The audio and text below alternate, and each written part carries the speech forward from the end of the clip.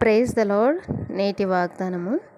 యెహోవా యందు దీనులకు కలుగు సంతోషము అధికమగును. యెషయా గ్రంథము 29వ అధ్యాయము 19వ వచనము. ఎవడు దీనుడై నలిగిన హృదయం గలవాడై నా మాట విని వణుకుచుండునో వానినే నేను దృష్టించున్నాను అని పరిశుద్ధ గ్రంథం సెలవిస్తున్నది. ఎవరైతే తగ్గింపు కలిగి దీన మనసు కలిగి ఉంటారో వారిని దేవుడు దీవిస్తాడు, వారి ప్రార్థన ఆలకిస్తాడు. నేను చెప్పిన మాటలను నీవు ఆలకించి మెత్తని మనసు కలిగి యెహోవా సన్నిధిని దీనత్వం ధరించి నీ బట్టలు చింపుకొని నా సన్నిధిని కన్నీళ్లు రాల్చితివి గనుక నీవు చేయు మనవిని నేను అంగీకరించున్నానని యోషియా అనే రాజు గురించి ప్రభు అంటున్నారు. దీన మనసు కలిగి నీ దేవుని ఎదుట ప్రవర్తించుటయు ఇంతే కదా యెహోవా నిన్ను అడుగుచున్నాడు.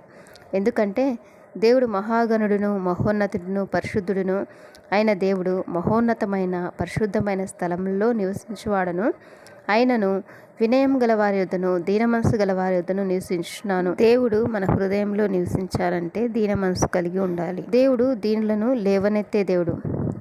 దేవుడు అహంకారులను ఎదిరించి దీనులకు కృప అనుగ్రహించును. ఆమెన్.